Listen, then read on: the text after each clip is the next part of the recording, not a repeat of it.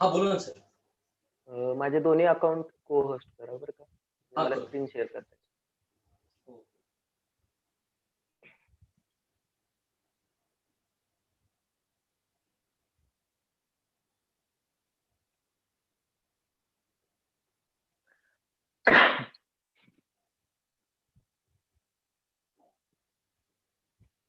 Spotlight पण करा माझ्यावरती. Okay, good morning to all of you. Everyone Good is morning, present. sir. Good morning, sir. Okay, last lecture ला आपण second chapter start केला होता. Okay, introduction to the analytical chemistry. त्याच्यामध्ये काय पाहिलं आपण? अनालिसिसचे मेन दोन टाइप पाहिले, क्वालिटेटिव्ह अनालिसिस आणि क्वांटिटेटिव्ह अनालिसिस. काय क्वालिटेटिव्ह अनालिसिस म्हणजे काय आणि क्वांटिटेटिव्ह अनालिसिस म्हणजे काय, आठवतं का बघा? थोडंसं रिमाइंड करा. एक दिवस सुट्टी पडली होती, बरोबर ना? Qualitative analysis means detection of presence or absence of the element. Okay, good. Quantitative Quantitative analysis means presence or absence of element in particular sample. The next, quantitative analysis, determination of relative proportion of element. Okay, determination म्हणजे quantity आपण quantify करतो त्याला, म्हणजे quantity determine करतो. एखाद्या sample मध्ये असणाऱ्या एखादा एलिमेंट प्रेझेंट आहे किंवा ऍबसेंट आहे. फॉर एक्झाम्पल एखादा ऑर्गॅनिक कंपाऊंडचं सॅम्पल दिले, त्याच्यामध्ये नायट्रोजन प्रेझेंट आहे किंवा ऍबसेंट आहे, तुम्हाला काय करायचं आहे? पाहायचं आहे. तर if whether nitrogen is present or nitrogen is absent, एवढंच जर तुम्ही फाइंड आउट करताय केमिकल मेथड, काय फाइंड आउट करताय? नायट्रोजन प्रेझेंट किंवा ऍबसेंट, म्हणजे एस ऑर नो मध्ये तुम्हाला आन्सर भेटणार आहे. त्याला आपण काय म्हणत असतो? डिटेक्शन करतो आपण फक्त त्याचं, whether it is present or absent. तर त्याला आपण म्हणणार क्वालिटेटिव्ह अनालिसिस. क्वांटिटेटिव्ह अनालिसिस कशाला म्हणतो? जे जे एलिमेंट काही त्याच्यामध्ये प्रेझेंट आहेत त्या प्रत्येकाचं मास किती आहे त्याच्यामध्ये, एकमेकांच्या मासची तुलना करतो आपण, म्हणजे रिलेटिव्ह प्रपोर्शन काढतो आपण. म्हणजे दिलेलं जे सॅम्पल आहे त्याच्यामध्ये जर नायट्रोजन 10% आहे तर 10% हे त्याचं काय झालं? 10% हे त्याचं रिलेटिव्ह प्रपोर्शन झालं. पर्सेंटेज मध्ये सांगतो. उरलेला 80% हा ऑक्सिजन आहे, तर 80% हे काय झालं? ऑक्सिजनचं रिलेटिव्ह प्रपोर्शन झालं. तर क्वालिटेटिव्ह अनालिसिस, क्वांटिटेटिव्ह अनालिसिस. तर केमिकल मेथड्स पाहत होतो आपण डिटेक्शनच्या. तर अनालिसिस करत असताना, डिटेक्शन करत असताना ऑर्गॅनिक कंपाऊंड मध्ये मेनली, जर ऑर्गॅनिक कंपाऊंड दिलेला सॅम्पल हा जर ऑर्गॅनिक कंपाऊंड असेल, तर ऑर्गॅनिक कंपाऊंड कशाला म्हणतात? What is mean by organic compound? What is mean by organic chemistry and inorganic chemistry? सांगितलं तुम्हाला. Sir, which deals with oxygen. Yes, carbon, hydrogen आणि ऑक्सिजन हे तीन मेन कन्स्टिट्युएंट असतात. कार्बनचे सगळे कंपाऊंड म्हणजे ऑर्गॅनिक कंपाऊंड. कार्बनचे कंपाऊंड त्याचा स्टडी करणं, it is called as organic compound. Okay, सगळे कंपाऊंड ऑर्गॅनिक कंपाऊंड असतात. याच्यामध्ये कोण कोण येतात? कार्बन, हायड्रोजन आणि ऑक्सिजन. कार्बन आणि हायड्रोजन तर फिक्सच येतात. कार्बन आणि हायड्रोजन तर फिक्स येतात. मॅक्झिमम टाइम्स कोण येतो? ऑक्सिजन येतो. बऱ्याचशा फंक्शनल ग्रुपमध्ये ऑक्सिजन येतो. ओके, त्याच्यानंतर हे तर आपण कन्सिडरच करतो. आता याच्यामध्ये ऑर्गॅनिक कंपाऊंड आहे म्हणजे कार्बन आणि हायड्रोजन आहे, हे फिक्स आहे. ऑर्गॅनिक कंपाऊंड आहे म्हणजे कार्बन आणि हायड्रोजन आहे, सॉरी, हे फिक्स आहे. ऑक्सिजन आहे किंवा नाही. फॉर एक्झाम्पल जर तुम्ही इथेन, मिथेन, ब्युटेन, म्हणजे जर तुम्ही अल्केन घेताय, अल्किन्स घेताय, अल्काइन्स घेताय, तर हे जे काही हायड्रोकार्बन्स आहेत, हायड्रोकार्बन म्हणजे त्याच्यामध्ये फक्त हायड्रोजन, फक्त कार्बन आहे. तर अशा टाईपचे जे इलिमेंट आहेत तर ह्याच्यामध्ये ऑक्सिजन प्रेझेंट राहत नाही. ओके, ऑक्सिजन डिटेक्ट करण्यासाठी केमिकल लॅबोरेटरीमध्ये वेगळी अशी टेस्ट नाही. त्यामुळे ऑक्सिजन जिथं कुठं लिहिला जातो इलिमेंट डिटेक्शन मध्ये, तिथं त्याला ब्रॅकेट टाकला जातो. ऑक्सिजन जिथं कुठे लिहिला जातो तिथं त्याला काय केला जातो? ब्रॅकेटमध्ये लिहिला जातो. ऑक्सिजन प्रेझेंट असेल किंवा ऍबसेंट असेल. मग हे आपल्याला कसं कळतं? हे आपल्याला कंपाऊंडच्या फंक्शनल ग्रुप डिटेक्शन वरून कळतं. फंक्शनल ग्रुप ज्यावेळी आपण कोणता आहे हे आयडेंटिफाय करतो त्यावेळी आपल्याला ऑक्सिजन आहे किंवा नाही हे समजतं. त्यामुळे याच्यासाठी वेगळी टेस्ट नाही. मग बाकीचे एलिमेंट कोणते येतात? जे रेअरली येतात एलिमेंट, फार कमी प्रमाणात येऊ शकतात ऑर्गॅनिक कंपाऊंड मध्ये. तर त्याच्यामध्ये नायट्रोजन आहे, सल्फर आहे, फॉस्फरस आहे. हे जे काही हेट्रो ऍटम्स आहेत ते मेजॉरिटीली काय करतात?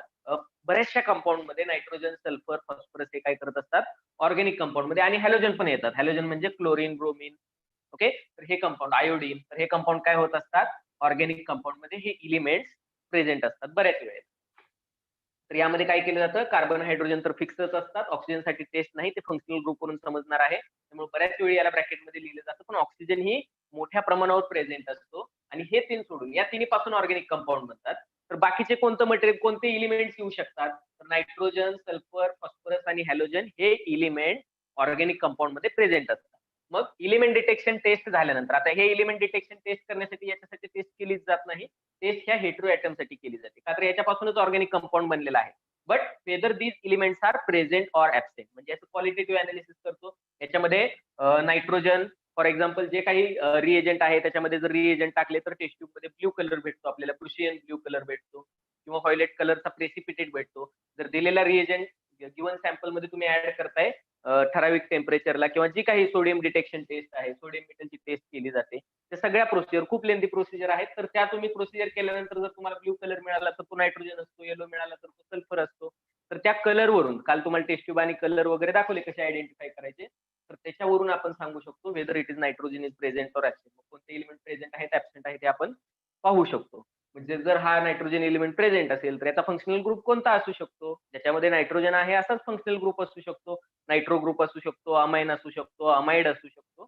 ज्याच्यामध्ये नायट्रोजन आहे तो फंक्शनल ग्रुप असण्याचे चान्सेस जास्त आहेत. म्हणजे सेकंड टेस्ट याच्यामध्ये केली जाते functional group detection. Functional group कोणता आहे, तर फंक्शनल ग्रुप कशाला म्हणतो आपण सांगता येईल? झाले का हे फंक्शनल ग्रुप सांगता येईल का? फंक्शनल ग्रुप कशाला म्हणतो आपण? ऑर्गॅनिक कंपाऊंड मध्ये कंपाऊंडच्या कॅरेक्टरिस्टिक्स ठरवण्याचं काम फंक्शनल ग्रुप करतो. कंपाऊंडच्या कॅरेक्टरिस्टिक ठरवण्याचं काम कोण करत असतो? फंक्शनल ग्रुप करत असतो. फॉर एक्झाम्पल बघा, फक्त कार्बन आणि हायड्रोजन पासून जे कंपाऊंड बनलेले असतात ते हायड्रोकार्बन्स असतात. कार्बन कार्बन सिंगल बॉन्ड असेल तर अल्केन्स असतात. कार्बन कार्बन डबल बॉन्ड असेल तर अल्किन्स असतात. कार्बन कार्बन ट्रिपल बॉन्ड असेल तर अल्काइन्स असतात. ओके, हे झालेलं आहे तुम्हाला. मग एखादा कंपाऊंड अल्कोहोल कधी असतो? जर दिलेल्या कंपाऊंड मध्ये OH ग्रुप असेल तर तो काय असतो? अल्कोहोल असतो. जर बेन्झीन रिंग आहे आणि त्याच्यावरती OH आहे तर हा फंक्शनल ग्रुप कुणाचा आहे? फिनॉलचा. ओपन चेन कंपाऊंड आहे, कार्बनचा ओपन चेन कंपाऊंड आहे, कार्बन कार्बन कार्बन, आणि जर त्याच्यावरती OH आहे तर त्याला आपण अल्कोहोलिक कंपाऊंड म्हणतो. किंवा इथे एक मिथिल अल्किल ग्रुप आहे कोणता पण? ROR डॅश, म्हणजे इथे एक अल्किल ग्रुप, इथे एक अल्किल ग्रुप आणि मध्ये ऑक्सिजनने ते दोन ग्रुप कनेक्ट झाले, तर हा इथरचा फंक्शनल ग्रुप आहे. किंवा बॉन्ड COOH हा कार्बोझायलिक ऍसिडचा फंक्शनल ग्रुप आहे, बरोबर का? C डबल बॉन्ड OH हे सांगितलं होतं मी तुम्हाला, हा फंक्शनल ग्रुप कुणाचा आहे? अल्डिहाइडचा फंक्शनल ग्रुप आहे हा. तर असे बरेचसे फंक्शनल ग्रुप आपल्याला काय करता येतील? सांगता येतील. किंवा C डबल बॉन्ड ONH2 हा अमाइडचा फंक्शनल ग्रुप आहे, हा अमाइडचा फंक्शनल ग्रुप आहे. तर NH2 जर नायट्रोजन प्रेझेंट आला तर हा फंक्शनल ग्रुप असण्याचे चान्सेस जास्त आहेत. मग प्रत्येक फंक्शनल ग्रुप डिटेक्ट करण्यासाठी एक वेगळी टेस्ट आहे, एक वेगळा रिएजंट ऍड करायचा. जे काही कलर ऑब्झर्वेशन आहे त्याच्यावरून आपण सांगू शकतो alcohol is present, acid is present, phenol is present, इथर इज प्रेझेंट. तर या गोष्टी आपण काय करू शकतो? सांगू शकतो. म्हणजे फंक्शनल ग्रुप डिटेक्शन हे काम इलिमेंट डिटेक्शन टेस्ट नंतर केलं जातं. हा, इलिमेंट डिटेक्शन टेस्ट जी आहे ती पण खूप इंटरेस्टिंग आहे. याच्यामध्ये नायट्रोजन, सल्फर, फॉस्फरस याचे जे इलिमेंट डिटेक्शन किंवा हॅलोजन याची इलिमेंट डिटेक्शन टेस्ट करतो. याच्यासाठी सोडियम मेटल यूज केला जातो. सोडियम मेटल पाहिलंय कोणी? सोडियम मेटल कसा असतो? सोडियम कसा असतो? पावडर टाइप असतो. हा, सोडियम मेटल जो लॅब मध्ये युज करतो आपण, खोड रबर युज करतो आपण, खोड रबर सिस्टेन्सिल लिहिले फोडण्यासाठी, सेम तसा दिसतो. दिसायला त्याचा कलर सेम तसा असतो आणि तो इतका सॉफ्ट असतो की तुम्ही चमच्याने वगैरे त्याचे काय करू शकता? तुकडे करू शकता. एकदम सॉफ्ट आहे तो मेटल, म्हणजे असा काही स्ट्रॉंग नाहीये, तो इझिली तुटतो. तुम्ही कशानेही ब्रेक करू शकता, तुम्ही त्याला चमच्याने वगैरे ब्रेक करू शकता. मेटलचा एखादा स्पून असेल, काही असेल, लॅबमध्ये स्पॅच्युला असतो, मेटल स्पॅच्युला सेम चमचासारखा असतो, त्याने तुम्ही त्याला काय करू शकता?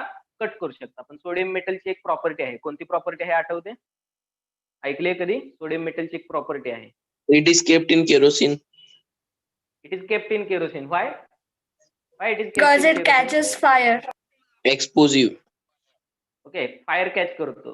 कुणाच्या प्रेझेन्स मध्ये आल्यानंतर फायर कॅच करतो? Oxygen. ऑक्सिजनच्या का वॉटरच्या?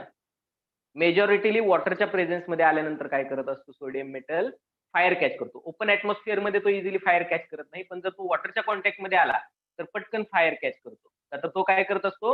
वॉटरमध्ये दोन गोष्टी असतात, हायड्रोजन आणि ऑक्सिजन. तर तो हायड्रोजन आणि ऑक्सिजन मधला बॉन्ड ब्रेक करतो. आणि हायड्रोजन आणि ऑक्सिजन मधले बॉन्ड जर ब्रेक झाले तर तुम्ही सांगू शकता हायड्रोजन काय आहे? एक्सप्लोजिव्ह गॅस आहे, म्हणजे हे फ्युअल आहे. आणि ऑक्सिजन स्वतः जळत नाही, पण काय करतो? It helps for the combustion reaction. Oxygen help करतो आणि हायड्रोजन स्वतः काय होतो? स्वतः फ्युअल आहे. हायड्रोजन एक्सप्लोजिव्ह गॅस आहे, त्यामुळे तिथं काय होतं? मोठ्या प्रमाणावर त्याचा ब्लास्ट होतो. त्यामुळे ते ऑलवेज काय केलं जातं? केरोसिन मध्ये ठेवलं जातं. सोडियम पार्टी नावाची एक कन्सेप्ट आहे युरोपियन कंट्रीज मध्ये. मोठे मोठे सोडियमचे ब्लॉक घेतात आणि तलावामध्ये टाकतात. त्याच्यापासून जे ब्लास्ट होतो तो ऑब्झर्व करतात आणि एन्जॉय करतात. त्याला सोडियम पार्टी असं नाव आहे. बोस्टन टी पार्टी ऐकलं असेल तुम्ही हिस्ट्रीमध्ये. झालं का Boston T party? Yes, sir. ऐकलंय? हिस्ट्रीमध्ये झाले बोस्टन टी पार्टी. ओके, तशीच आहे ही सोडियम पार्टी. आपल्याकडे करत नाहीत, आपल्यामध्ये लॅबमध्ये लवकर सोडियम भेटत नाही आपल्याला, त्यामुळे आपण असल्या गोष्टी करत नाही. आपले थोडंसं लोअर बजेट असतं आपलं नेहमी. ओके, तर ह्या पद्धतीचे काय केले जातात? एलिमेंट डिटेक्शन टेस्ट केल्या जातात. त्याच्यानंतर सिम्पल इनऑर्गॅनिक कंपाऊंड जर असतील, सिम्पल इनऑर्गॅनिक कंपाऊंड असतील, जसं की NaCl म्हणतो आपण, याच्यामध्ये एक काय असतो? Na पॉझिटिव्ह आयन असतो, Cl हा निगेटिव्ह आयन असतो.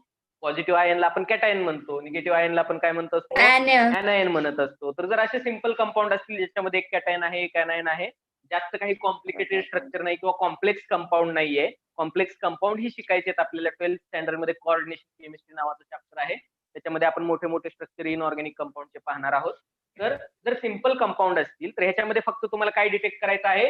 कॅटायन साठी एखादी डिटेक्शन टेस्ट करा, एनायन साठी एखादी डिटेक्शन टेस्ट करा. मग तो Cl मायनस असेल, SO4 मायनस मायनस असेल किंवा कोणताही असेल, NH2 मायनस असेल, काही असेल. ओके, किंवा सोडियम प्लस असेल, पोटॅशियम प्लस असेल, कॅल्शियम ट्वाइस प्लस असेल, कोणताही कॅटायन असेल, कोणताही एनायन असेल, ह्या प्रत्येकासाठी वेगवेगळ्या डिटेक्शनच्या टेस्ट असतात. त्या टेस्ट करायच्या आणि आपल्याला काय मिळू शकतो? मग कंपाऊंड कोणता आहे ओरिजिनल त्याची आयडिया भेटते आपल्याला. आणि कॅटायन प्रेझेंट आला, एनायन प्रेझेंट आला, तर शेवटी एखादी टेस्ट, शेवटी एक टेस्ट असते. सगळ्या टेस्ट करून जर तुम्ही NaCl may be present, NaCl may be present असं 5-6 वेळा प्रत्येक टेस्ट मध्ये आलं, शेवटी एक टेस्ट ठरली असते, त्याला CT म्हणतात, कन्फर्मेटरी टेस्ट. ती कन्फर्मेटरी टेस्ट घेऊन आपण याला काय करत असतो? कन्फर्म, 100% तोच आहे. मग आयदर याचा बॉइलिंग पॉईंट बघितला जातो, मेल्टिंग पॉईंट बघितला जातो, किंवा एखाद्या स्पेसिफिक रिएजंट बरोबर रिएक्शन करून त्याचा कलर ऑब्झर्व केला जातो आणि ती टेस्ट शेवटी ठेवलेली असते कन्फर्म करण्यासाठी. जे तुम्हाला प्रत्येक वेळी येतं Na प्लस प्रेझेंट. आता जर प्रेझेंट आला तर तुम्ही त्याला मे बी प्रेझेंट असंच लिहिता. डिटेक्शन टेस्ट मध्ये काय लिहिलं जातं? May be present. म्हणजे 99% चान्सेस आहेत की हा सोडियमच आहे. 99%, 100% शुअर नाही. प्रत्येक ठिकाणी 99% may be present, may be present, chlorine minus may be present किंवा मे बी ऍबसेंट या लँग्वेज मध्ये लिहिलं जातं मे बी. आणि ज्यावेळी फायनल आपण काय काय करतो?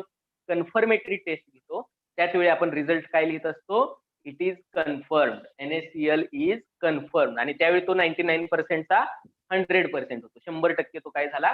तोच कंपाऊंड आहे असं आपण त्याला काय केलं? डिटेक्ट केलं. त्याच्यानंतर पहा, chemical methods of quantitative analysis. हे झाले क्वालिटेटिव्ह अनालिसिस. याच्यामध्ये कुठेही आपण पर्सेंटेज फाइंड आउट नव्हतं केलं, रिलेटिव्ह प्रोपोर्शन नव्हतं फाइंड आउट केलं. That's why these are the qualitative methods. So chemical methods of quantitative analysis.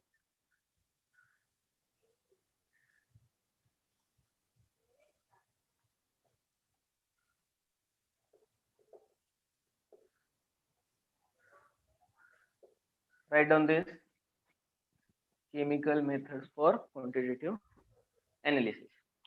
Organic compound मध्ये काय केलं जातं बघा. First,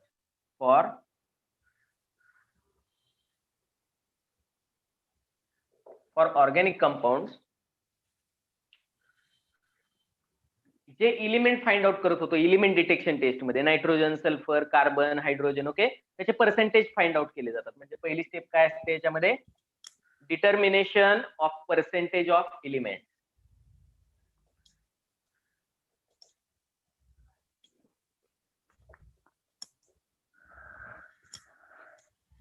determination of percentage of element किंवा concentration of known compound. Concentration of known compound in given sample.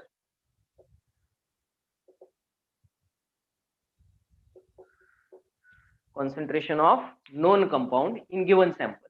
म्हणजे जर liquid compound असेल किंवा दिलेलं सगळं सॅम्पल जर आपण त्याला लिक्विड मध्ये कन्वर्ट करत असतो तर त्याच्यामध्ये त्याचं मास किंवा पर्सेंटेज कॅल्क्युलेट करत नसतो आपण, तर त्याचं कॉन्सन्ट्रेशन फाइंड आउट करतो. म्हणजे फॉर एक्झाम्पल बघा, 0.1 molar HCl gas, HCl acid आहे, 0.1 मोलार HCl. ओके, तर हे काय झालं? 0.1 मोलार हे त्याचं काय झालं?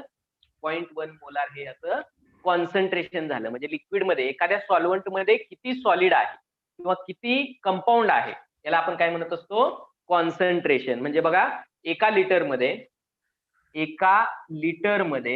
जर 1 मोल माहिती आहे तुम्हाला आता 1 मोल HCl घेतोय मी, एका लिटर मध्ये 1 मोल HCl घेतोय, तर हे जे कॉन्सन्ट्रेशन बनत असतं ह्याला 1 मोलार सोल्युशन ऑफ और कॉन्सन्ट्रेशन ऑफ HCl म्हणतात. एका लिटर मध्ये 1 मोल म्हणजे 1 मोलार HCl घेतोय. ओके, HCl चा 1 मोल कसा घ्यायचा माहितीये तुम्हाला, त्याचं मोलार मास जे आहे ते कशात घेणार तुम्ही, ग्रॅम मध्ये. क्लोरीनचं असतं 35.5 आणि हायड्रोजनचं असतं 1, म्हणजे 35.5 प्लस 1 काय होईल, 36.5 होईल. मग 36.5 ग्रॅम जर तुम्ही 1 लिटर मध्ये घेताय तर ते काय झालं, 1 मोलार कॉन्सन्ट्रेशन. याला आपण कॉन्सन्ट्रेशन म्हणतो. आणि जर सॉलिड कंपाऊंड असेल तर तुम्ही काय करू शकता, पर्सेंटेज मध्ये मास कॅल्क्युलेट करू शकता. Then second for inorganic compound.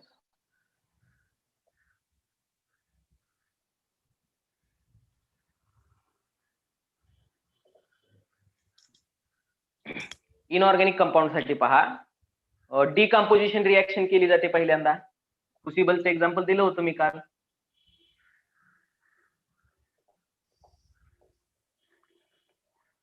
Decomposition reaction म्हणजे काय, डिकम्पोज करणे म्हणजे नष्ट करणे. ओके, तर डिकम्पोजिशन रिएक्शन म्हणजे त्याला आपण ग्रॅव्हिमेट्रिक अनालिसिस म्हणतो.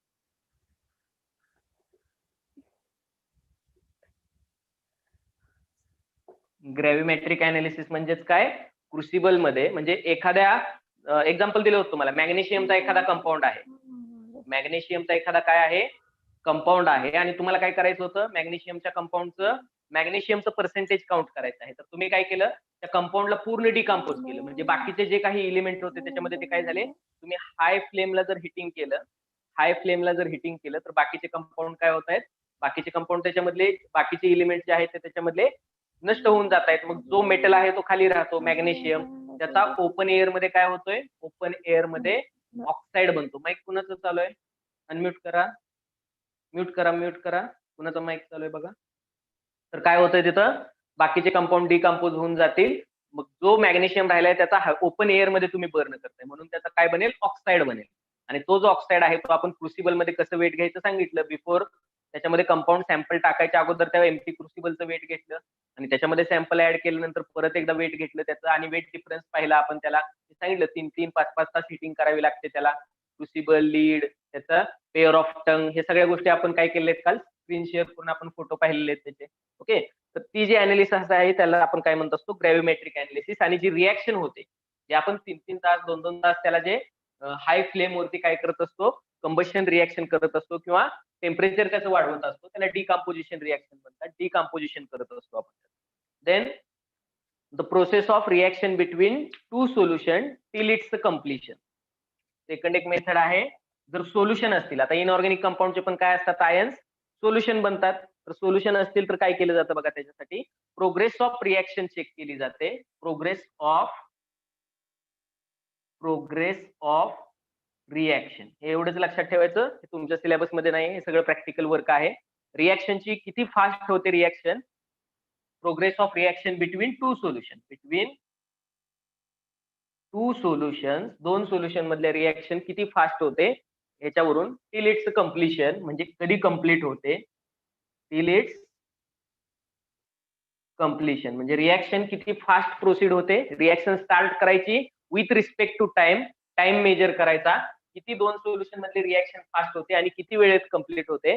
या दोन सोल्युशनच्या रिएक्शन वरून, याच्या टाइम पिरियड वरून आपण काय करतो, याचं कॉन्सन्ट्रेशन फाइंड आउट करतो सोल्युशनचं. तर या मेथड तुमच्या सिलेबसला नाहीये, फक्त तुम्ही एवढंच लक्षात ठेवायचं, जर सोल्युशन मध्ये दिलेले इनऑर्गॅनिक कंपाऊंड असेल, त्याचे आयन्स असतील, तर दोन सोल्युशनची रिएक्शन केली जाते. जसं आपण ऍसिड बेस रिएक्शन करतो, काय होतं, ऍसिड बेस न्यूट्रल बनतं, न्यूट्रलायझेशन रिएक्शन असते.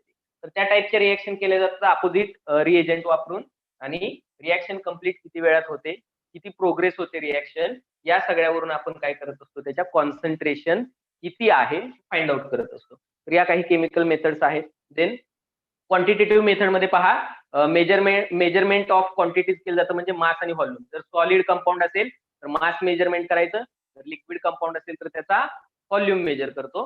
हे काय करत असतो आपण क्वांटिटेटिव्ह मेथड्स मध्ये करत असतो. आता याच्यानंतर आपल्याला जे फिजिक्स मध्ये तुम्ही शिकला आहात, फर्स्ट चॅप्टर असेल may be measurement. Okay, error वगैरे झालेलं आहे, Yes, sir. Yes, sir. त्याच गोष्टी परत शिकायच्यात आपल्याला. सायंटिफिक नोटेशन्स वगैरे झालेत का? Nahi. No. Okay, then give the heading mathematical operation and error analysis. mathematical operations and error analysis. Error कशाला म्हणतो आपण? झालंय सगळं तुम्हाला आता फिजिक्स मध्ये, तुम्ही सांगू शकता एरर कशाला म्हणतो? What is mean by error? झालंय? Defect. Yes, defect. अजून काय सांगता येईल? Anyone else? Calibration in machines. Yes yes Suresh. Calibration in machine. Okay, calibration in machine. अजून काय सांगता येईल?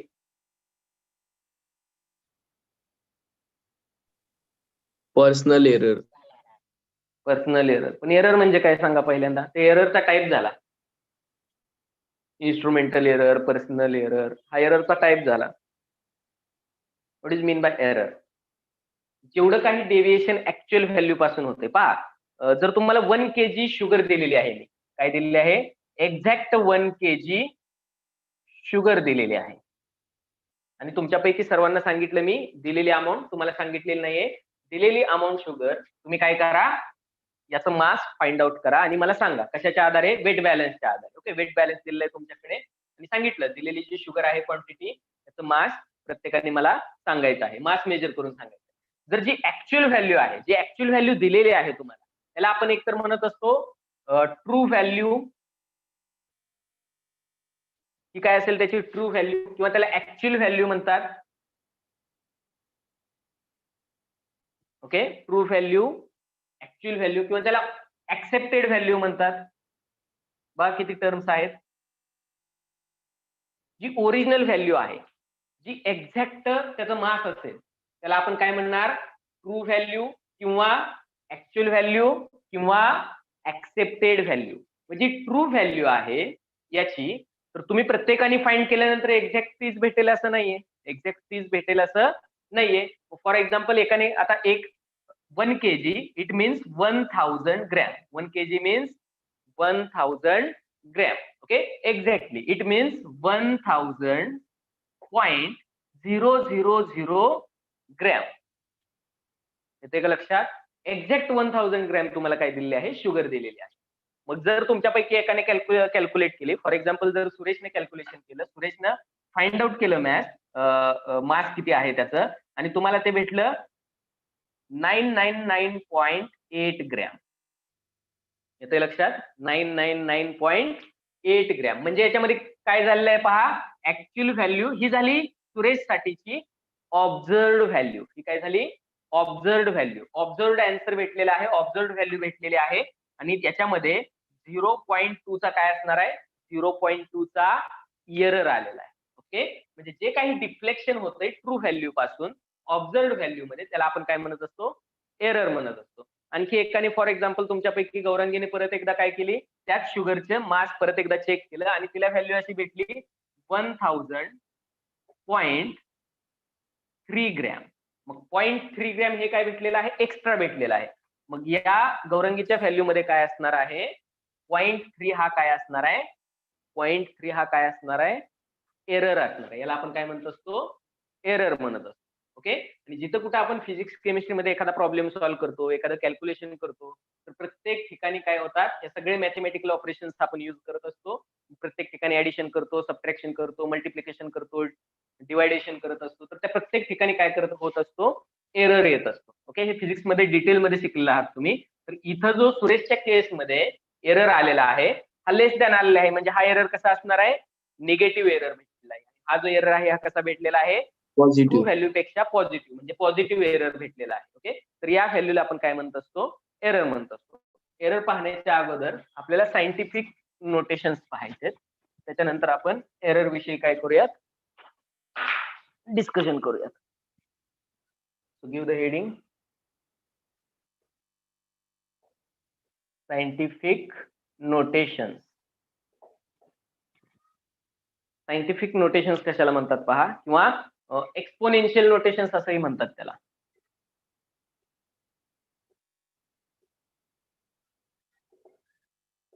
एक्सपोनेन्शियल असंही म्हटलं जातं त्याला. फॉर एक्झाम्पल पहा, ॲव्होगॅड्रोज नंबर सांगता येईल? आठवतो ॲव्होगॅड्रोज number? 6.02 into 10 raised to 23. 0.022 into 10 raised to 23. कशाची व्हॅल्यू आहे? ॲव्होगॅड्रोज नंबर काय आहे एवढं? What is this? ॲव्होगॅड्रोच्या नंबर मध्ये एवढी मोठी अमाऊंट काय आहे हे? It is the number of particle in 1 mole, म्हणजे नंबर ऑफ ॲटम्स किंवा नंबर ऑफ मॉलिक्युल्स एका मोल मधले एवढे असतात. म्हणजे कोणत्याही कंपाऊंडचा 1 मोल घेतोय आपण. If you are going to take 1 mole quantity of any compound, then we will find 6.022 into 10 raised to 23 atoms or molecules or ions. मग एवढ्या मोठ्या प्रमाणावर पार्टिकल भेटत आहेत. मग प्रत्येक वेळी जर तुम्हाला पार्टिकलची संख्या किती भेटली, आता हेच जर मला लिहायचं आहे वन टर्म मध्ये जर लिहायचं आहे, कसं लिहू शकतो आपण? पहा, 6022 23 टाइम्स याला काय करावं लागेल? डिजिट्स वाढवावे लागतील. म्हणजे इथे किती वाढले? 3 वाढले, म्हणजे याच्यावरती 20 झिरोज येतील. पहा किती मोठी फिगर होते. 3 + 3 + 3 + 3 12. एवढी मोठी फिगर होती. दिसते का बोर्डवरती? किती झिरो झाले? 20 झिरो झाले. आणि इथे तीन डिजिट आपण मायनस केली. म्हणजे एवढे काय भेटतायत आपल्याला? समजा फॉर एक्झाम्पल एखाद्या एलिमेंटचा 1 मोल घेतोय, तर एवढे ॲटम्स भेटतायत आपल्याला एका मोल मध्ये. 2 मोल घेतले तर याच्या डबल भेटतील, 3 मोल घेतले याच्या ट्रिपल भेटतील, 10 मोल घेतले याला परत 10 न मल्टिप्लाय करायचं, म्हणजे 1 झिरो वाढवायचा. बरोबर का? मग एवढी मोठी फिगर लिहिणं प्रत्येक वेळी पॉसिबल आहे का? एवढी मोठी फिगर लिहिणं प्रत्येक वेळी पॉसिबल नाहीये. जशी ही मोठी फिगर आहे पॉझिटिव्ह मध्ये, तशा काही स्मॉलर पण फिगर असतात. तशा काही फिगर कशा असतात? स्मॉलर असतात. फॉर एक्झाम्पल बघा, mass for 1 hydrogen atom. Mass of 1 hydrogen atom. एका हायड्रोजन ॲटमचं मास सांगितलं होतं तुम्हाला, आठवतं का? 1.66 into 10 raised to -24. म्हणजेच हे मास कुणाचं आहे? हायड्रोजनचं मास किती असतं? 1 atomic mass unit. 1 atomic mass unit हे कशामध्ये आपण एक्सप्रेस करत असतो? ग्रॅम मध्ये. झालेलं आहे हे सगळं. 1.66056. आठवलं का? 1.66056 into 10 raised to -24. It is the value of 1 atomic mass unit in the gram unit. आठवलं? 1 AMU म्हणजे किती? 1.66056. पुढच्या टर्म लिहिलं नाहीत मी. 1.66056 into 10 raised to -24. हे ग्रॅम मध्ये एका ॲटॉमिक मास युनिट, किंवा फॉर एक्झाम्पल इथं पहा, कन्सिडर करा एका हायड्रोजन ॲटमचं काय आहे? हे मास आहे. ओके, ही व्हॅल्यू आपल्याला लिहायची आहे. कशी लिहू शकतो आपण? पहा, 0 पॉईंट किती वेळा झिरो येईल? 0 पॉईंट किती झिरो येतील? पहा, 21 येतील.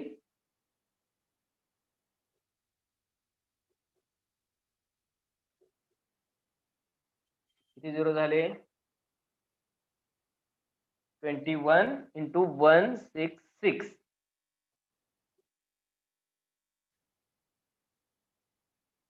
अशी टर्म लिहावं लागेल आपल्याला. ही कशी आहे? 0 पॉईंट नंतर आहे, आणि हे कशात आहे? ग्रॅम मध्ये. मग एका हायड्रोजन ॲटमचं मास एवढं कमी असतं. आणि आपण प्रत्येक वेळी लिहिणं पॉसिबल आहे का? एवढे झिरोज लिहायचे, एकाचं मास लिहायचं, 2 हायड्रोजन काय एवढे झिरो द्यायचे, याच्या डबल करायचं फक्त. मग हे पॉसिबल नाही. म्हणून आपण याला कोणत्या टर्म मध्ये लिहित असतो? या टर्म मध्ये. मग याच्यासाठी आपण सांगू शकतो सायंटिफिक नोटेशन, किंवा जे काही मॅथमॅटिकल किंवा एक स्टँडर्ड म्हटलं होतं आपण, स्टँडर्ड फॉर्म मध्ये आन्सर लिहायचं, किंवा स्टँडर्ड फॉर्म मध्ये सगळ्या व्हॅल्यू लिहायच्या. फिजिक्स मध्ये असेल, केमिस्ट्री मध्ये असेल, जिथं कुठं आपण कॅल्क्युलेशन करतो, कोणतीही व्हॅल्यू येते, एक तर ती खूप मोठी भेटते किंवा खूप छोटी भेटते. तर ॲटमचा स्टडी करतोय, जर number of atoms find out केले, अगदी तुम्ही थोडा 1 ग्रॅम जरी कंपाऊंड घेतलं तरी एवढे मोठे नंबर ऑफ ॲटम्स भेटतील तुम्हाला त्याच्यामध्ये एका ग्रॅम मध्ये. आणि जर तुम्ही त्यातच जर मास ग्रॅम मध्ये काउंट करताय, एका मॉलिक्युल साठीचं, एका ॲटम साठीचं मास ग्रॅम मध्ये काउंट करताय, एवढी छोटी फिगर भेटणार आहे. 0 पॉईंट एवढे झिरो द्यावे लागतात. मग मोठ्या फिगर पण इतक्या मोठ्या भेटतात, छोट्या फिगर पण इतक्या छोट्या भेटतात आपल्याला. हे प्रत्येक वेळी लिहिणं कन्व्हिनियंट नाहीये. म्हणून एक मेथड सायंटिफिक डेव्हलप केलेली आहे, ती आपण कशी लिहू शकतो? n into 10 raised to n. n into 10 raised to n या फॉर्म मध्ये लिहिलं जातं. Right down this, n into 10 raised to n. तर ह्याच्यामध्ये पहा, n म्हणजे काय असणार आहे? n म्हणजे n ची value he anywhere between 1 to 9. 1 to 9 मध्ये याची व्हॅल्यू असणार आहे. म्हणजे 1 point something, 2 point something, 3, 4, 5, 9 point something पर्यंत असणार. यांची व्हॅल्यू 10 नाही येणार. 10 आला का इकडे पॉवर वाढवणार, त्याला 1च करणार आपण. येते लक्षात? म्हणजे जी काय 1 to 9 आहे हे एका डिजिट मध्ये व्हॅल्यू आहे. 10 झालं का 2 डिजिट नंबर झाला. 10 जर झालं 9 तर 2 डिजिट नंबर झाला. तर आपण त्याला परत 1 मध्ये कन्वर्ट करणार, इकडे पॉवर वाढवणार. म्हणजे 1 to 9 ही व्हॅल्यू कुणाची असू शकते? Anywhere between 1 to 9. 1 to 9 he value n ची आहे. म्हणजे 1 डिजिट मध्ये आपण सिंगल डिजिट नंतर पॉईंट देऊन पुढचे डिजिट लिहित असतो आणि सिंगल डिजिट नंबर लिहित असतो n म्हणजे. आणि बाकीचे जे काही त्याचे झिरोज आहेत किंवा जेवढे काही डिजिट्स आहेत ते आपण 10च्या पॉवरला लिहितो. तर ती मोठी व्हॅल्यू असेल तर पॉझिटिव्ह पॉवर येईल, छोटी व्हॅल्यू असेल तर पॉईंट नंतरचे झिरो असतील तर ते आपण कशात लिहितो? निगेटिव्ह पॉवर मध्ये लिहितो. येते लक्षात? म्हणून n into 10⁻n ह्या फॉर्म मध्ये आपण काय करणार आहोत? तर प्रत्येक व्हॅल्यू लिहिणार आहोत. याला आपण म्हणत असतो सायंटिफिक नोटेशन. ओके. आता फॉर एक्झाम्पल पहा. फॉर एक्झाम्पल सपोज 1, 2, 3.456 हे आपल्याला स्टँडर्ड फॉर्म मध्ये लिहायचंय. कोणत्या फॉर्म मध्ये? या फॉर्म मध्ये लिहायचंय. कसं लिहिणार? दिलेली फिगर बोर्ड वरती आहे 1, 2, 3.456. 1.23456 into 10⁻². 1, 2, 3, 4, 5, 6 into 10⁻². 2. तर हे आपण कसे लिहिलं? काय कोणती मेथड यूज केली? एका संख्येनंतर तर पॉईंट द्यायचा आहे. एका डिजिट नंतर पॉईंट तर देणारच आहे आपण, का तर हे स्टँडर्ड आहे. यांची व्हॅल्यू 1 ते 9च्या मध्ये आली पाहिजे. पहिल्या संख्येनंतर आपण पॉईंट दिला आफ्टर 1 डिजिट, डेसिमल पॉईंट दिला आपण इथं. तर डेसिमल पॉईंट आपल्याला कितीने कोणत्या साईडला शिफ्ट करावा लागला पहा. तर 2 डिजिटने आपण डेसिमल पॉईंट काय केलेला आहे? लेफ्टला शिफ्ट केलेला आहे. दिलेली फिगर छोटी झाली, 2 युनिटने किंवा 2 डिजिटने दिलेली फिगर छोटी झाली म्हणून 10ची पॉवर आपण काय केली? 2 ने वाढवली, म्हणजे पॉझिटिव्ह 2 घेतली. येते लक्षात?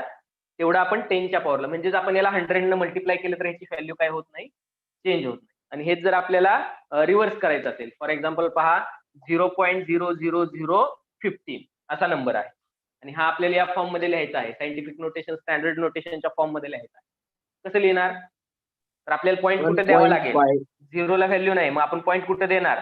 एका डिजिट नंतर, 1 नंतर. मग 1 नंतर जर पॉईंट दिला 1.5 अशी काय झाली आपली n ची व्हॅल्यू झाली. ओके. एनिवेअर बिटवीन 1 to 9 1.5 झाली.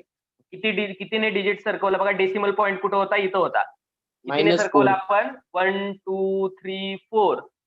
4 टाइम्स आपण काय केलंय? 4 डिजिट पलीकडे नेऊन ठेवलंय. यातला डेसिमल पॉईंट उचलला, कुठे नेऊन ठेवला? इथं नेऊन ठेवला. 1, 2, 3, 4. 4 डिजिट आपण पुढे गेलोय, 4 घरं पुढे गेलोय.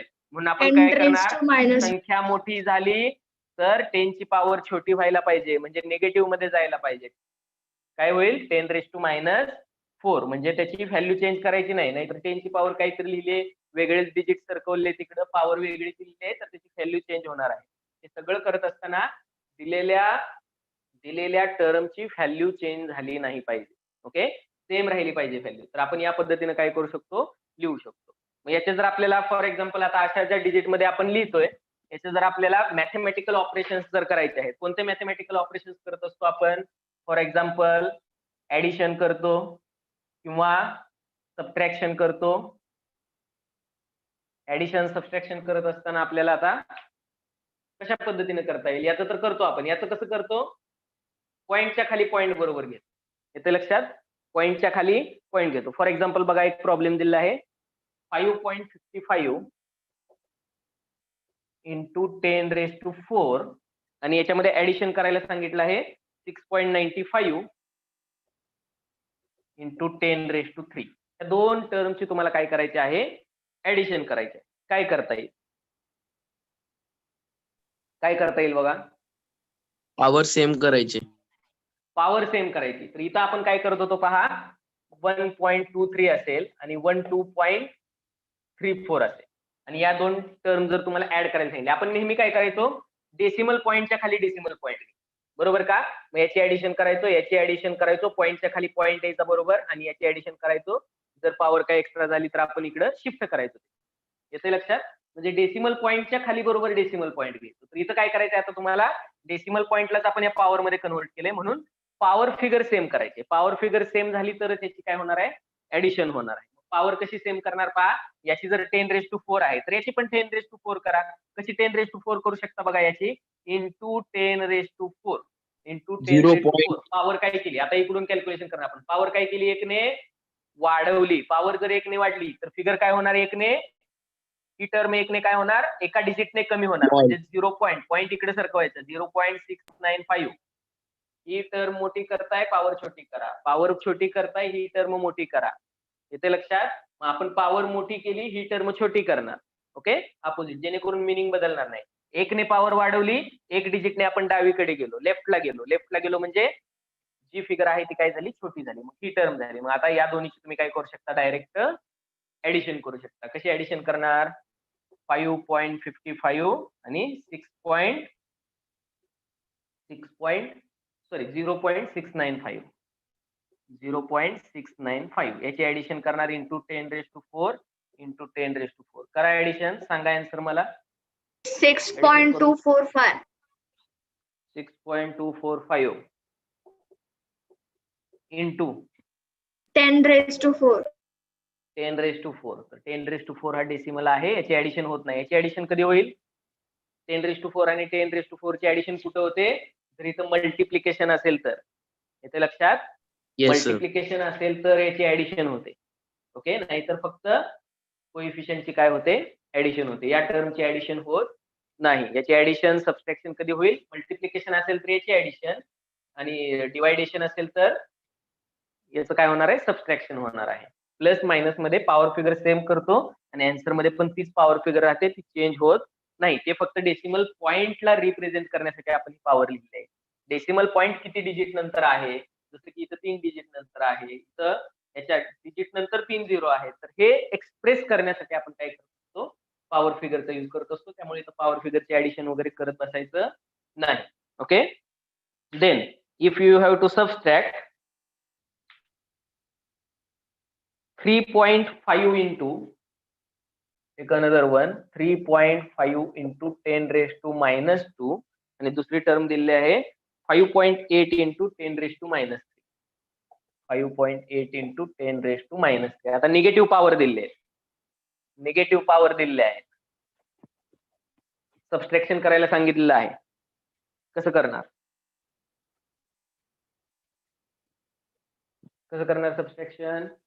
परत तेच पॉवर फिगर काय करायचा, पॉवर फिगर सेम करायचा. आता इथं 10⁻² आहे, याला पण -2 करायचं आहे. कसं करणार, -2 0.5 10⁻². आता -2 केलं तुम्ही, -2 केलं म्हणजेच काय केलं, -2 केलं म्हणजे छोटी केली का मोठी केली पॉवर, मोठी. निगेटिव्ह मध्ये मोठी केली. -3 पेक्षा -2 मोठं असतं, म्हणजे पॉवर जर मोठी करताय फिगर काय होईल, फिगर डेफिनेटली काय होईल, छोटी होईल. म्हणजे 0.58 होईल. आता एका याच्यात आलेलं आहे, एका पॉवर फिगर मध्ये आलंय 10⁻², 10⁻². आता तुम्ही काय करू शकता, 3.5 into 10⁻² -0.58 into 10⁻². याच्यावरती तुम्ही 0 घेऊ शकता.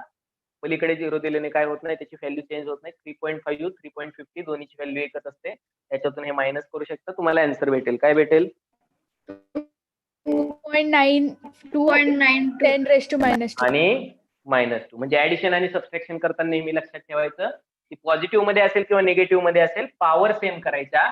पॉवर सेम केल्यानंतर आपलं हे तर डिजिट खाली डिजिट येणारच आहे 100%. काय येणार आहे, तर सायंटिफिक नोटेशन मध्ये एकाच संख्येनंतर आपण डिजिट देतोय, एकाच संख्येनंतर एकाच अंकानंतर आपण काय करत असतो, डिजिट देत असतो. त्यामुळे ते एका खाली एकच येणार आहे, त्याच्यामध्ये चेंज होणार नाही. आणि जी काही दोन्हीची कॉमन पॉवर आहे ती कॉमन लिहून टाकायची. येतं लक्षात, कॉमन पॉवर असेल. जर तुम्हाला मल्टिप्लिकेशन करायला सांगितलं, फॉर एक्झाम्पल 5.6 into 10⁵ इंटू, आता ही एक टर्म झाली, इंटू मल्टिप्लाय करायला सांगितलंय तुम्हाला 6.9 into 10⁸ 6.9 into 10⁸. आता तुम्हाला पॉवर फिगर सेम करण्याची आवश्यकता आहे का, या दोन्हीचं मल्टिप्लिकेशन करायचं असताना कशा पद्धतीने करणार. ओके, तर याच्यामध्ये बघा, ज्या कोइफिशियंट फिगर्स आहेत, म्हणजे 5.6 आणि 6.9 यांचं मल्टिप्लिकेशन करा, 6.9 यांचं. ओके, 5.6 आणि 6.9 यांचं, या दोन्हीचं मल्टिप्लिकेशन करा. आणि दुसऱ्या ब्रॅकेटमध्ये तुम्ही काय करू शकता 10⁻². तर मल्टिप्लिकेशन असल्यानंतर 10च्या पॉवरची काय होते ऍडिशन होते. मग इथं तुम्ही काय करणार 5 + 8. 10ची पॉवर 8. तुम्हाला माहित झाली किती आहे. मग 10ची पॉवर किती भेटली आपल्याला 5 + 8 10⁻13. 10⁻13 भेटली आणि हे आपण इझिली सॉल्व्ह करू शकतो. हे सॉल्व्ह केल्यानंतर तुम्हाला आन्सर भेटेल 10⁻13. आणि हेच जर तुम्हाला सेम एक्झाम्पल जर काय करण्यासाठी दिलं असतं डिवाइड करण्यासाठी दिलं असतं फॉर बघा एक्झाम्पल 1.23 × 10⁻8 आणि 2.46 × 10⁻5. तुम्हाला सांगितलं याने याला डिवाइड करा. तर तुम्ही काय करणार सिम्पली या दोन्हीचं डिवायडेशन करणार बरोबर का. या दोन्हीचं डिवायडेशन करणार जे काय आन्सर भेटेल ते भेटेल. आणि 10ची पॉवर कशी लिहिणार आता 10⁻8 - 5 वरती गेल्यानंतर काय होईल मायनस होईल. 8 - 5 ज्या टर्मने डिवाइड करता येईल किंवा जी डिनॉमिनेटरला आहे त्याला वरती न्यायचं त्याची पॉवर मायनस होते आणि त्याची पॉवर मायनस करायची 10 मधून. 8 - 5 म्हणजे 10⁻3 च्या फॉर्म मध्ये तुम्हाला काय भेटतंय आन्सर भेटणार आहे. क्लिअर आहे. हे एकदम सोपं आहे. फिजिक्स मध्ये sir. झाले आणि आपण प्रत्येक वेळी करत असतो. काही डिफिकल्टीज आहे त्याच्यामध्ये कोणाला नाही ऍडिशन सबट्रॅक्शन हे सगळं मॅथमॅटिक्स आहे. आणि सायंटिफिक नोटेशन मध्ये एकच गोष्ट शिकायची आपल्याला एका डिजिट नंतर पॉईंट द्यायचे आणि बाकीचे जे काही उरलेले असतील डिजिट त्याचे ते 10च्या पॉवर मध्ये जातील. कुठे जातील 10च्या पॉवर मध्ये. Whether these are positive or these are negative power. Okay it is clear. Yes, sir. Yes, sir. एवढाच पार्ट आहे तुम्हाला मॅथमॅटिकल ऑपरेशनचा. हे लक्षात ठेवायचं आता फिजिक्स केमिस्ट्री मधले प्रॉब्लेम सॉल्व्ह करताना याच पद्धतीने आपण करणार आहोत ऍडिशन सबट्रॅक्शन मल्टिप्लिकेशन आणि division. The next precision and accuracy of measurement. Give the heading. Precision and accuracy of measurement. Precision झाले का रे फिजिक्स मध्ये. प्रिसिजन झाले. Yes, sir. Yes. What is mean by precision then? Suresh सांगा what is mean by precision. काय precision म्हणजे It is not accurate. It is not accurate. बघा आता एक्झाम्पल दिलं होतं मी तुम्हाला. कोणतं एक्झाम्पल दिलं होतं जर मी 1 kg शुगर म्हणजे 1000 ग्रॅम शुगर ही एक्झॅक्ट व्हॅल्यू. ही व्हॅल्यू कशी झाली याची ट्रू व्हॅल्यू. ही ट्रू व्हॅल्यू आहे ऍक्सेप्टेड व्हॅल्यू आहे ओरिजिनल व्हॅल्यू आहे 1000 ग्रॅम शुगर. आणि तुम्हाला जर मेजरमेंट करायला दिली तर समजा तुम्ही काय केलं पहिल्यांदा त्याचं वेट बॅलन्स. सुरेशने काय केलं वेट बॅलन्स वरती चेक केलं याचं मास किती आहे. तुम्हाला पहिल्यांदा भेटलं 998 ग्रॅम एवढं भेट. 998 ग्रॅम एवढं भेट बरोबर का. आता पहा मी इथे एक स्केल दाखवतोय तुम्हाला समजण्यासाठी मी एक स्केल दाखवतोय. ही जी व्हॅल्यू आहे समजा इथं या लाईन वरती 1000 ग्रॅम आहे. या लाईन वरती इथं 999 ग्रॅम आहे. इथं 998 ग्रॅम आहे. मी ग्रॅम स्केल तुम्हाला लेंथ वरती दाखवतो.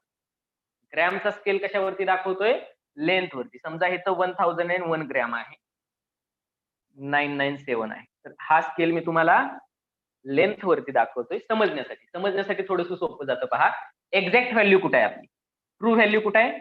ही ट्रू व्हॅल्यू आहे आपली. ही कुठे आहे 1000 ग्रॅमला एक्झॅक्ट 1000 ग्रॅम बरोबर का. पहिल्यांदा जर तुम्ही रिडिंग घेतली त्याची पहिल्यांदा मास तुम्हाला किती भेटलं 998 भेटलं. दुसऱ्या वेळी केलं तुम्हाला किती भेटलं इथं भेटलं म्हणजे किती भेटलं 998.5 भेटलं. तिसऱ्या वेळी केलं तुम्हाला 999 भेटलं. म्हणजे तुम्ही कुठे चालला आहात तुम्ही to the true value or near to the exact value. मग आपण ट्रू व्हॅल्यूच्या जेवढं जवळ जातोय नंतरच्या रिडिंग मध्ये तुम्हाला काय भेटेल 999.5 999.5 भेटेल किंवा 999.9 भेटेल. तर जेवढा आपण क्लोजर जातोय इथे ट्रू व्हॅल्यू जेवढं क्लोजर जातोय ट्रू व्हॅल्यूच्या तेवढं आपण त्याला काय म्हणू शकतो जेवढं जास्त क्लोजर तेवढी त्याची अॅक्युरसी जास्त. जेवढं जास्त क्लोजर तेवढं काय आहे अॅक्युरसी जास्त. ओके. आणि जो काही डिफरन्स आहे 2 ग्रॅमचा डिफरन्स आला 1 ग्रॅमचा डिफरन्स आला 0.5 ग्रॅमचा डिफरन्स आला किंवा 0.1 ग्रॅमचा डिफरन्स आला तर त्याला आपण काय म्हणतो असतो, तो एरर आहे. तो काय आहे? Error. एरर आहे. जेवढा आपण क्लोजर जातोय ट्रू व्हॅल्यूच्या, जेवढं क्लोजर जातोय, जेवढी एक्झॅक्ट व्हॅल्यू मिळवण्याचा प्रयत्न करतोय, तर तेवढं आपल्याला काय भेटणार आहे? ऍक्युरेट व्हॅल्यू भेटणार आहे. तेवढी आपली काय असणार आहे? प्रिसिजन जास्त असणार आहे. तेवढी आपली काय असणार आहे? प्रिसिजन जास्त असणार आहे. म्हणजे प्रिसिजन काउंट करण्यासाठी एकदाच काउंट केलं तर ते तुमचं काय असणार आहे? सिम्पल ऑब्झर्व्ड व्हॅल्यू असणार आहे. एकदाच तुम्ही मार्क्स चेक केलं 998 मिळालं, तर हे काय झालं? तुमचं ऑब्झर्व्ड व्हॅल्यू असणार आहे. याला तुम्ही प्रिसिजन म्हणू शकत नाही एकदा, पण प्रत्येक वेळी तुम्ही काहीतरी मेथड अप्लाय करताय की मी एकदा नाही रिडिंग घेणार, मी 10 वेळा रिडिंग घेणार, त्याचा ऍव्हरेज काढ. 10 वेळा रिडिंग घेताय आणि त्याचा ऍव्हरेज काढताय, तर अशा वेळी तुम्ही काय करू शकता? प्रिसिजन मेंटेन करू शकता, अॅक्युरसी मेंटेन करू शकता. केमिस्ट्रीमध्ये काही टेक्निक्स आहेत अॅक्युरसी मेजर करण्याचे. म्हणजे दिलेले सॅम्पल आहे ते लार्ज क्वांटिटीला घ्या, त्याच्यामध्ये येणारा एरर हा मिनिमाइज असतो. कसा मिनिमाइज असतो बघा? जर ज्या तुम्ही वेट बॅलन्स वरती सॅम्पलचं डिटेक्शन करताय, तुम्ही ज्या वेट बॅलन्स वरती करताय तर वेट बॅलन्स मध्ये 0.1 ग्रॅमचा काय असणार आहे? एरर असणार. 0.1 ग्रॅमचा काय आहे? एरर आहे. फॉर एक्झाम्पल समजा 0.1 ग्रॅम एरर दाखवतोय तुमचा वेट बॅलन्स आणि तुम्ही सॅम्पल घेताय 1 ग्रॅम. येते लक्षात? सॅम्पल 1 ग्रॅम घेतलंय आणि आपल्या वेट बॅलन्स मध्ये बाय डिफॉल्ट एरर आहे 0.1 ग्रॅम. 1 ग्रॅमचं जर सॅम्पल घेतला आहे तर त्याच्यामध्ये तुम्हाला किती एरर भेटला? 0.1 ग्रॅम. 2 ग्रॅम सॅम्पल घ्या, एवढाच एरर भेटतोय. 4 ग्रॅम सॅम्पल घ्या, एवढाच एरर भेटतोय. 100 ग्रॅम सॅम्पल घ्या, एवढाच एरर भेटतोय. 1000 ग्रॅम सॅम्पल घ्या, तेवढाच एरर भेटतोय. का भेटतोय? Because it is the default error of our instrument. इन्स्ट्रुमेंटचा डिफॉल्ट एरर आहे आपल्या इक्विपमेंटचा. मग जर इक्विपमेंटला जर डिफॉल्ट एरर असेल तर हा प्रत्येक ठिकाणी भेटणार आहे. 1 ग्रॅम जर सॅम्पल घेतोय मी तर त्याच्यामध्ये 0.1 ग्रॅम भेटणार आहे. हा एरर जर तुम्ही पर्सेंटेज मध्ये काउंट केला 0.1 डिवायडेड बाय 1 इंटू 100 केलं तर तुम्हाला 10% एरर मिळाला. पर्सेंटेज मध्ये किती एरर मिळाला? 10%. हेच जर तुम्ही 2 ग्रॅम घेताय आणि तुम्हाला 0.1 चा सेम एरर भेटतोय 2 ग्रॅम मध्ये, तर हा जो एरर आहे हा तुम्हाला किती भेटला? 5% एरर भेटला. आणि जर तुम्ही 10 ग्रॅम सॅम्पल घेताय म्हणजे मोठं सॅम्पल घेताय तर हाच एरर किती होऊन जातो? 1% होऊन जातो. ओके. जर तुम्ही 100 ग्रॅम सॅम्पल घेताय तर मिळणारा एरर तुम्हाला किती झालाय? 0.1% झालाय. म्हणजे मी हा एरर रिलेटिव्ह एरर मध्ये सांगतोय, पर्सेंटेज मध्ये सांगतोय तुम्हाला समजावं म्हणून. पर्सेंटेज मध्ये जर एरर पाहतोय आपण तर काय व्हायला लागलाय? जेवढी सॅम्पलची क्वांटिटी आपण काय करतोय? वाढवतोय. जितकं मोठ्या प्रमाणावर सॅम्पल घेतोय, लार्जर सॅम्पल घेतोय, तितका एरर काय होतोय? मिनिमाइज होतोय. सॅम्पल मोठा घ्या, एरर मिनिमाइज होतोय. पर्सेंटेज मध्ये सांगितलेलं आहे. ओके. प्रत्येक ठिकाणी 0.1 भेटतोय प्रत्येक ठिकाणी. लार्ज क्वांटिटी मध्ये जर सॅम्पल असेल, जेवढं पॉसिबल आहे तेवढ्या लार्ज क्वांटिटी मध्ये घ्या, एरर मिनिमम असेल. एरर काय असणार आहे? मिनिमम असणार आहे. का तर 100 ग्रॅम मध्ये 0.1 ग्रॅम म्हणजे काहीच नाही. 100 ग्रॅम मध्ये 0.1 ग्रॅम म्हणजे नथिंग आहे किंवा निग्लिजिबल आहे. पण 1 ग्रॅम मध्ये 0.1 ग्रॅम म्हणजे हे 10% आहे. 10% निग्लेक्ट करू शकत नाही आपण. 2 ग्रॅम मध्ये 0.1 ग्रॅम म्हणजे 5% आहे. 5% आपण काय करू शकत नाही? निग्लेक्ट करू शकत नाही. पण अशा जर छोट्या व्हॅल्यू येत असतील तर आपण काय करू शकतो? तेवढा ऍक्सेप्टेबल आहे एरर. म्हणजे जेवढे मोठे सॅम्पल घेतो आपण तेवढंच काय होतंय आपल्याला? एरर, तेवढाच एरर आपल्याला काय भेटतोय? कमी कमी प्रमाणात भेटतोय. मग हे एक टेक्निक आहे, मोठं सॅम्पल घ्या. दुसरं कोणतं टेक्निक यूज करू शकतो बघा आणखी आपण? Larger the sample, quantity of sample, smaller will be the error. Okay. Then multiple reading घेऊ शकतो आपण, एकापेक्षा जास्त रिडिंग. म्हणजे आता जे आपण एक्झाम्पल घेतलं, पहिल्या वेळी तुम्हाला 998 1000 ग्रॅम ही काय झाली? शुगरची ट्रू व्हॅल्यू झाली, ट्रू मास झाले. 998 भेटलं, 999 भेटलं, तिसऱ्या वेळी 999.5 भेटलं, चौथ्या वेळी तुम्हाला 1001 ग्रॅम भेटलं, 1000.2 ग्रॅम भेटलं. ओके. या पद्धतीच्या जर व्हॅल्यू भेटत असतील तर इथं एरर 2 ग्रॅमचा आहे. पण जर तुम्ही मल्टिपल व्हॅल्यू घेताय आणि याचा जर मीन काढताय म्हणजे काय? याची जर ऍव्हरेज व्हॅल्यू घेताय, एक रिडिंग नाही घेत, 3 रिडिंग घेतले आपण आणि त्याचा मीन काढला तर जास्त ऍक्युरेट व्हॅल्यू मिळते. तर अशा पद्धतीने आपण काय करू शकतो? प्रिसिजन मेंटेन करू शकतो, अॅक्युरसी मेंटेन करू शकतो. ओके. हे प्रिसिजन मेंटेन करत असताना आपल्या मीनचं जे काही डेव्हिएशन आहे 1000 ग्रॅम पासून समजा तुमचं सगळ्या रिडिंगचा ऍव्हरेज काढल्यानंतर तुम्हाला व्हॅल्यू भेटलेली आहे 999.5 ग्रॅम. 999.5 ग्रॅम जर व्हॅल्यू भेटते आपल्याला तर 0.5 चा काय आलेला आहे? एरर आलेला आहे. 0.5 ग्रॅमचा एरर आलेला आहे. या एररला आपण म्हणणार deviation from actual value. Deviation म्हणजे काय? डिफ्लेक्शन. ऍक्च्युअल व्हॅल्यू पासून किती दूर आहे? हे जे डेव्हिएशन घेत असतो आपण 0.5 हे मिनिमाइज करण्याचा प्रयत्न करतो आणि ही व्हॅल्यू नेहमी आपण पॉझिटिव्ह घेतो. पॉझिटिव्ह का घेतो? तर हा एरर तुम्हाला निगेटिव्ह साईडला पण मिळेल, पॉझिटिव्ह साईडला मिळेल. म्हणजे तुम्हाला दिलेली शुगर ही 1 ग्रॅम कमी भेटली तरी तो एरर आहे, 1 ग्रॅम जास्त भेटली तरी तो एरर आहे. तो दोन्ही एरर आपण मिनिमाइज करतोय. त्याच्यापेक्षा कमीही भेटू नये, त्याच्यापेक्षा जास्तही भेटू नये आपल्याला. हा जो एरर आपण कमी करतोय, मिनिमाइज करतोय, तर हे जे डेव्हिएशन आहे हे 0.5 इकडे असलं काय किंवा इकडे असलं, दोन्ही तो एररच आहे. म्हणून ही व्हॅल्यू आपण नेहमी पॉझिटिव्ह घेतो. याला आपण मॉड्युलस मध्ये घेत असतो. याचे फॉर्म्युले वगैरे पाहणार आहोत आपण लेक्चरला. मॉड्युलस मध्ये घेतल्यानंतर काय होतंय, मोड मध्ये घेतल्यानंतर याची व्हॅल्यू आपल्याला पॉझिटिव्ह भेटते. फक्त आपण हा जो ऍब्सोल्यूट एरर किंवा मीन डेव्हिएशन असतं, हे मीन डेव्हिएशन पॉझिटिव्ह मध्ये सांगतो आणि ते मिनिमाइज करण्याचा प्रयत्न करत असतो. याला प्रिसिजन म्हणतात, ऍक्युरसी मेंटेन करणं म्हणतात. आता केमिस्ट्रीमध्ये for example, okay, screen share होते का पाहतो मी. ओके, काय दिसतं स्क्रीनवरती? काय दिसतंय पहा स्क्रीनवरती.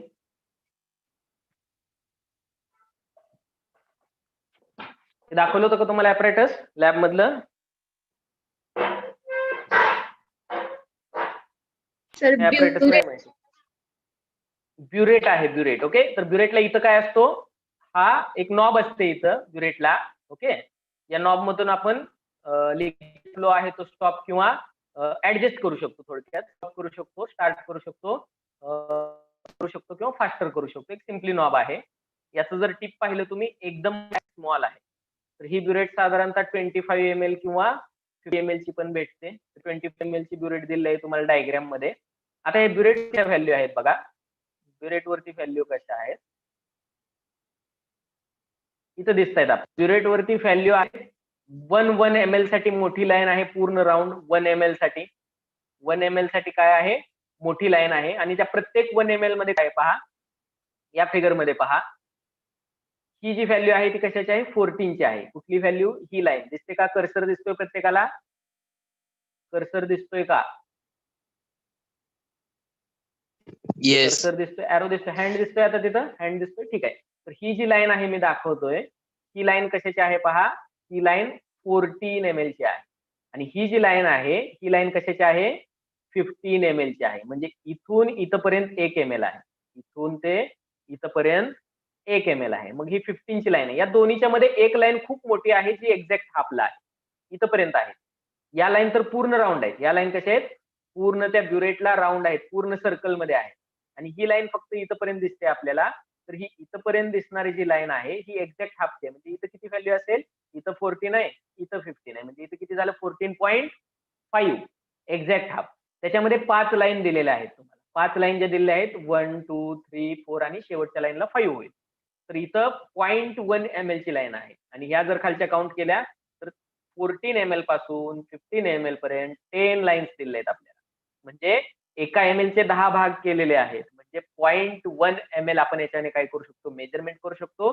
जी सगळ्यात छोटी फिगर असते, सगळ्यात छोटी मेजरमेंटची क्वांटिटी असते जी आपण मेजर करू शकतो, त्या छोट्या क्वांटिटीला आपण काय म्हणत असतो, एखाद्या ऍपरेटसने, एखाद्या इन्स्ट्रुमेंटने सगळ्यात छोटी काउंट केली जाऊ शकणारी फिगर, सगळ्यात छोटं युनिट, त्याला आपण काय म्हणतो असतो, त्या इन्स्ट्रुमेंटचा लिस्ट काउंट. त्याला काय म्हणतो, नाही झालं फिजिक्स मध्ये हे, लिस्ट काउंट म्हणतो आपण त्याला बाळांनो. काय म्हणतो, लिस्ट काउंट. म्हणजे minimum possibility of calculating the exact floor, exact minor quantity. जी मायनर क्वांटिटी आहे, सगळ्यात छोटी क्वांटिटी आहे, ती जी काउंट करण्याची पॉसिबिलिटी आहे, smallest measurement we can possibly take from that apparatus is known as its least count. 0.1 ml आपण सगळ्यात छोटी व्हॉल्यूम, सगळ्यात छोटा व्हॉल्यूम कॅल्क्युलेट करू शकतो. 0.1 ml हा याचा काय असणार आहे, लिस्ट काउंट असणार आहे. एलसी म्हणतात त्याला, लिस्ट काउंट. ओके, आणि हे काय असणार आहे, 5 ची किंवा मिड लाईन जी आहे ती थोडीशी मोठी दिलेली आहे. मग इथं आता कॅल्क्युलेट करत असताना बघा, कधीही वॉटर किंवा लिक्विड घेताय तर याचा शेप असा मिळतो आपल्याला, कसा, चहा प्यायच्या बशी सारखा किंवा डिश सारखा भेटतो, पोहे खायच्या डिश सारखा. झाला का नाश्ता चहा सगळ्यांचा? जेवण झालं? आहेत का सगळे? Can you reply? हो सर. डिश ज्या आकाराची असते, ज्या आकाराची डिश असते तो आकार येतो. पाहिलं कधी तुम्ही छोट्या ब्युरेट मध्ये, छोट्या पाईप मध्ये वॉटरचा शेप कसा असतो? मग या वॉटरमध्ये ऍक्च्युअल फिगर कोणती बघा. आता हे वॉटर इथून, हे लिक्विड इथून स्टार्ट झाले, हे लिक्विड कुठून स्टार्ट झाले, इथून. हा सगळ्यात हायर पॉइंट आहे लिक्विडचा आणि हा सगळ्यात लोअर पॉइंट आहे लिक्विडचा. याच्यामध्येच आपल्याला 0.2 ml चा डिफरन्स दिसायला लागलेला आहे. मग आपण ऍक्युरेसी कशी मेंटेन करणार, प्रिसिजन कशी मेंटेन करणार? तर लक्षात घ्या, ब्युरेटच्या केसमध्ये जो लोअर मिनिस्कस असतो, लोअर मिनिस्कस कळतं, वॉटरचा जो असा बशीसारखा शेप आहे, डिश सारखा शेप आहे, तर या शेपला इथं 2 मिनिस्कस दिसतात आपल्याला आणि सगळ्यात खालचा जो मिनिस्कस असतो, खालचा जो कर्व असतो, सगळ्यात डाऊन साइडचा कर्व, तर त्याला आपण काय म्हणत असतो, लोअर मिनिस्कस. मग हा लोअर मिनिस्कस ज्या लाईनला आहे, लोअर मिनिस्कस ज्या लाईनला आहे, त्या लाईनचं आपण काय करत असतो, रिडिंग घेत असतो. त्या लाईनचं रिडिंग घेतो, म्हणजे तीच काय असणार आहे, तोच व्हॉल्यूम असणार आहे, तेच एक्झॅक्ट आपलं काय असणार आहे, अँसर असणार आहे. पहा इथं 40 ml ला दिलंय. आता हे कुठून चालू झालंय, अप्पर मिनिस्कस तर खूप वरती आहे, पण लोअर मिनिस्कस कुठं आहे, लोअर मिनिस्कस बरोबर या 40 ml च्या लाईनला आहे. लोअर मिनिस्कस हा बरोबर 40 ml च्या लाईनला आहे, लोअर मिनिस्कस. मग लोअर मिनिस्कस पासून आपण काय घेणार, त्याची रिडिंग घेणार. आता लोअर मिनिस्कस पाहताना बघा, तुम्ही वरून पाहिलं तर 1-2 0.1 किंवा 0.2 ml चा फरक दिसणार. तुम्ही जर त्या लेवलपेक्षा खालून पाहताय तर ते 0.1 किंवा 0.2 ml वरती दिसणार तुम्हाला. तुम्ही वरून पाहताय ते खाली दिसणार, खालून पाहताय वरती दिसणार. ओके, मग हे एक इल्युजन असतं. हे काय असतं, व्हिज्युअल इल्युजन असतं.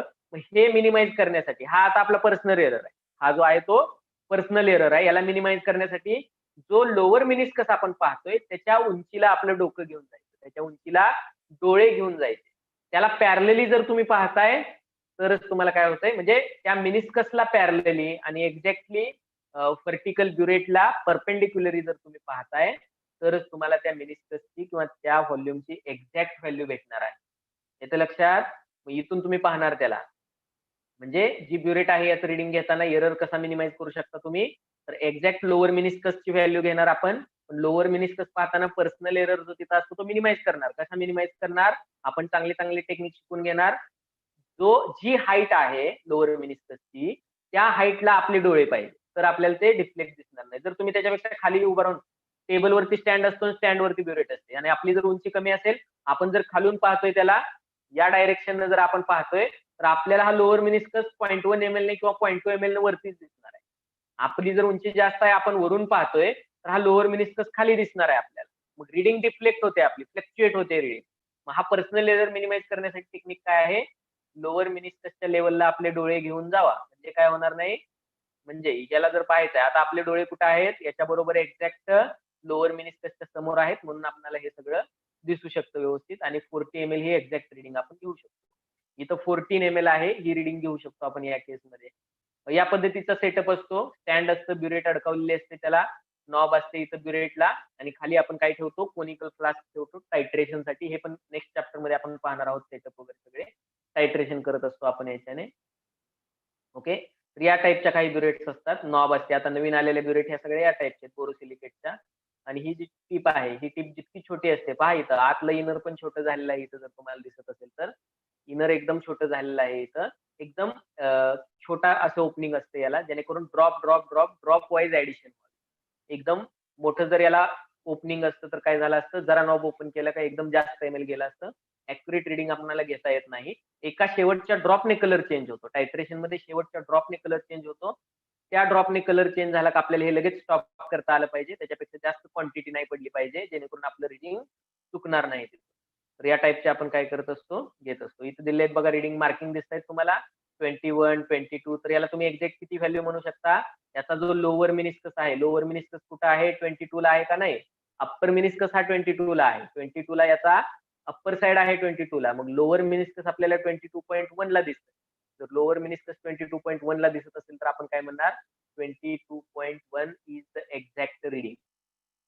ओके ओके, सो या पद्धतीने आपण काय करू शकतो, लॅबमध्ये आपण ज्यावेळी मेजरमेंट करतो त्यावेळी एरर जे आहेत ते मिनिमाइज करू शकतो. तर ऍब्सोल्यूट डेव्हिएशन काय असेल, ऍब्सोल्यूट एरर काय असेल, रिलेटिव्ह एरर काय असेल, प्रिसिजन कशी मेंटेन करायची, ऍब्सोल्यूट डेव्हिएशन काय असतं, मीन ऍब्सोल्यूट डेव्हिएशन काय असतं, आणि रिलेटिव्ह डेव्हिएशन काय असतं. रिलेटिव्ह म्हणजे पर्सेंटेज. तर या सगळ्या गोष्टी ज्या आहेत त्या आपण नेक्स्ट लेक्चरला पाहूया, because our time is over. कुणाला काही डाऊट्स आहेत, any difficulty, any doubt? Vedant, Tanisha, Suresh, Kirti, Gaurangi, Aryan आहेत का? समजलंय का सगळं? समजलंय? मॅथमॅटिकल ऑपरेशन समजले? Yes. थोडंसं इन्फॉर्मेटिव्ह आहे, जास्त कन्सेप्ट नाहीये त्याच्यामध्ये, तुम्हाला फक्त इन्फॉर्मेशन प्रोव्हाइड केलेलं आहे या चॅप्टर मध्ये, जेणेकरून तुम्हाला केमिस्ट्रीची आयडिया यावी. जास्त डीप मध्ये कोणतीही गोष्ट दिलेली नाहीये. ज्या काही नवीन गोष्टी येतात तर त्याची फक्त आयडिया असते, तुम्हाला फक्त आयडिया दिलेली आहे, फक्त इंट्रोडक्शन दिलेलं आहे, नावच इंट्रोडक्शन आहे चॅप्टर, त्यामुळे जास्त डीपली जाण्याची आवश्यकता नाहीये. त्याच्यावरती कोणते प्रॉब्लेम येतात ते आपण सॉल्व्ह करणार आहोत. काही डाऊट आहे? समजले प्रत्येकाला? रिप्लाय द्या बाळांनो, रिप्लाय द्या. No sir. No, sir. No, sir. काही डाऊट नाहीये. नवीन कोण आहे? आर्यन लेक्चर पाहिले का रे पहिले तू? हो सर. लेक्चर पाहिलेत? Yes sir.